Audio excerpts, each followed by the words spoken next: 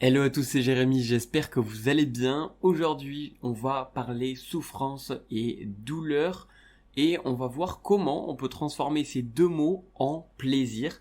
Et vous allez voir que c'est possible et on va voir que cela va nous permettre de progresser énormément. Imaginez si à chaque fois qu'on ressentait de la souffrance ou de la douleur, en fait, on arrivait à transformer cette souffrance ou cette douleur en plaisir, forcément, on ferait beaucoup plus de choses qui sont entre guillemets difficiles à faire et c'est ce dont on va parler dans cet épisode. Alors comme d'habitude, vous pouvez rejoindre le groupe Telegram, c'est dans la description, c'est gratuit et vous échangez avec moi et avec la communauté pour devenir ensemble la meilleure version de nous-mêmes et pareil pour les emails. Alors, en fait, comment on peut réussir à transformer la souffrance ou la douleur en plaisir? Eh bien, tout simplement, il va falloir, entre guillemets, distordre ça, il va falloir changer, en fait, sa relation à l'inconfort, à la souffrance, aux douleurs. Et, en fait, grâce au fait de donner du sens à la souffrance, à la douleur ou à l'inconfort, eh bien, en fait, on va pouvoir changer ça. En fait, c'est le sens que l'on va choisir et que l'on va s'imprégner, en fait, que l'on va choisir de donner à, on va dire, cette action, ce ressenti, cette émotion qui est la souffrance, le douleur. Pour ceux qui vont à la musculation, par exemple, et qui se fatiguent, qui déchirent les fibres de leurs muscles, qui, entre guillemets, souffrent de lever des poids lourds et qui, après, ont des courbatures, ces courbatures qui font mal, c'est pas souvent agréable. Bref, on pourrait se dire que la douleur avec la muscu, c'est vraiment, entre guillemets, du sadomaso de s'infliger ça. C'est-à-dire que vraiment, tu vas à la salle et tu sais que tu vas t'infliger de la douleur, mais t'y vas quand même. Et on pourrait se dire, en fait, c'est bête. Sauf que au final, pas du tout. Parce que la musculation a un sens qui a été donné et c'est en voyant un petit peu plus loin que le simple fait de se dire non, en fait je vais pas à la salle juste pour me faire mal, juste pour me fatiguer, juste pour soulever des poids lourds. Et en fait c'est en visualisant ce qu'il y a après, ce qu'il y a derrière, que là on va trouver du plaisir même sur le moment présent. En fait, dans la douleur présente, on va pouvoir visualiser et même entre guillemets ressentir ressentir du plaisir sur le moment présent. Parce que en fait, le muscle va grossir dans le futur, on va dire, et parce que la personne va se sentir mieux dans son corps. Peut-être que soit elle va grossir ses muscles, perdre du poids, peu importe.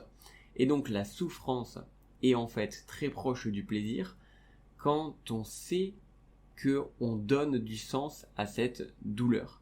C'est-à-dire quand on sait vraiment pourquoi on souffre, et le mot pourquoi est très important, je ferai un épisode certainement sur le pourquoi, mais quand on sait pourquoi on souffre, et que c'est une raison qui va nous rendre heureux, et qui va nous donner du plaisir, on va plus réagir, et on va plus agir, même si on pourrait se dire d'un point de vue extérieur que on va souffrir, que ça va être difficile, etc., etc., et on va même apprécier le moment présent.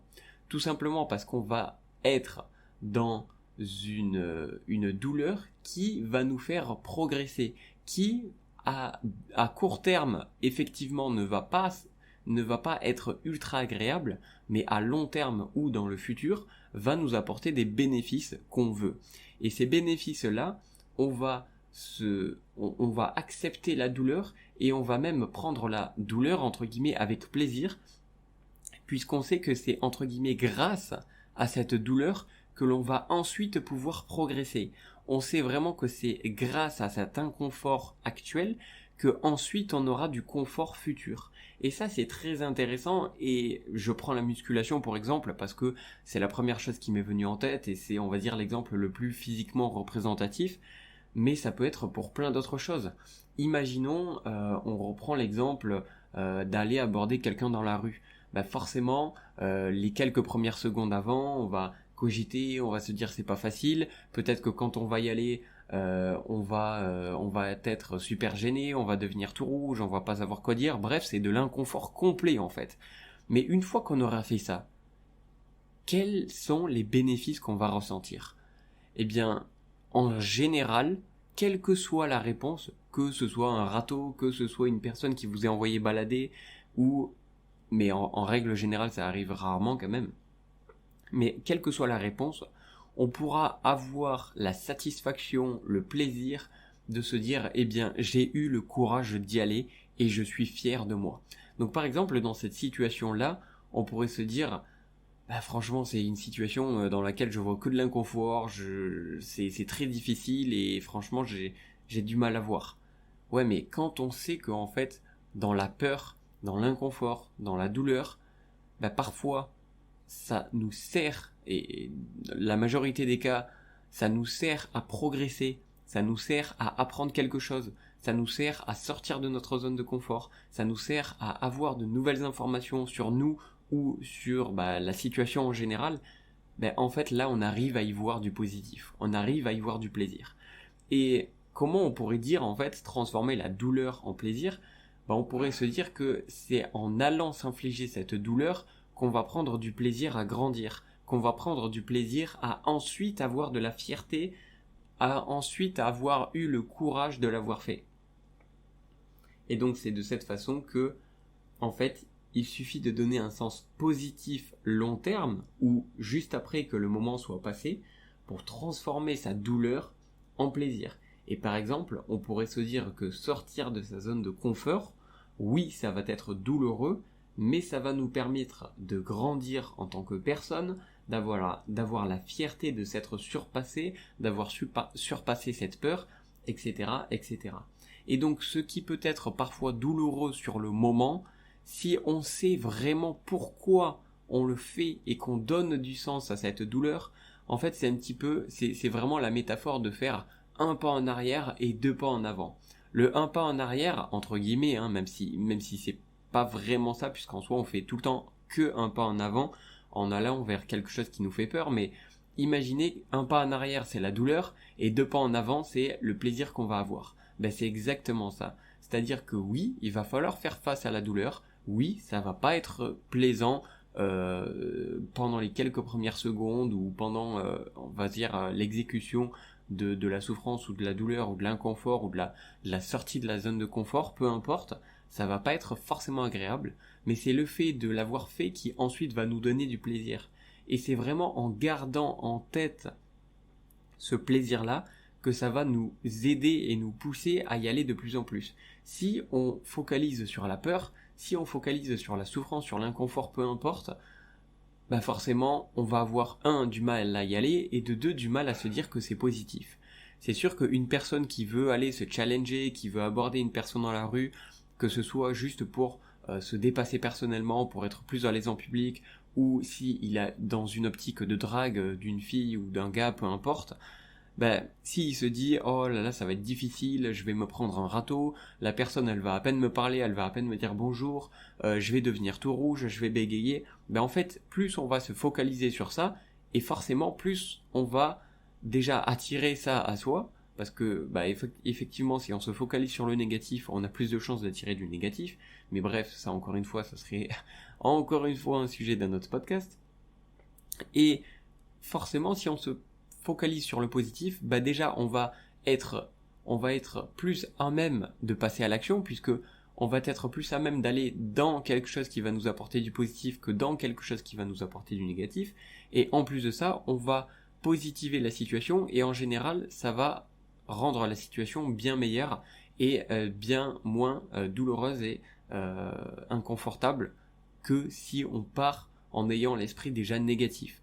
Alors que par exemple dans une telle situation, si on part en se disant je sais que j'y vais et peu importe ce qui se passe, je sais que je serai fier de moi, je sais que peu importe ce qui arrive, je suis en train de faire une action qui va me sortir de ma zone de confort et je suis en train de progresser sur moi-même et quoi qu'il arrive je serai fier de moi, forcément en se disant des choses comme ça, c'est clair et net, c'est clair comme de l'eau de roche qu'on va beaucoup plus passer à l'action et on va être beaucoup plus serein et on va prendre même plaisir à le faire puisqu'en fait on sait que en faisant cette action on va avoir du positif qui va venir derrière.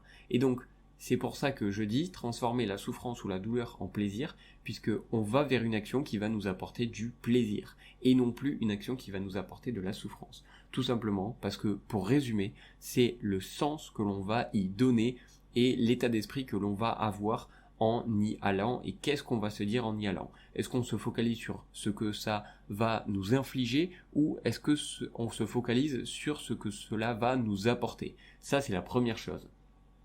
La deuxième chose, c'est le pourquoi. Pourquoi on le fait? Quelle est la raison derrière et quel est le sens qu'on donne à cette action? Voilà pour résumer cet épisode, j'espère que ça vous a plu. Comme d'habitude, vous pouvez me dire votre avis dans les commentaires, c'est encore une fois très important pour moi d'avoir une discussion ouverte avec vous. J'ai pas la science infuse, je vous partage simplement ce que je pense, ce que j'ai pu apprendre, ce que j'ai pu trouver intéressant de vous partager. Si vous êtes d'accord ou pas d'accord, vous pouvez le dire dans les commentaires, et surtout, comme d'habitude, vous avez les deux petits liens dans la description, un pour les emails, c'est gratuit, et le deuxième pour rejoindre le groupe Telegram qui est gratuit également, afin d'échanger tous ensemble et de recevoir mes pépites que je peux partager. Voilà, sur ce, c'était Jérémy, je vous souhaite une excellente journée ou une excellente soirée, je vous dis à la prochaine, portez-vous bien, ciao ciao.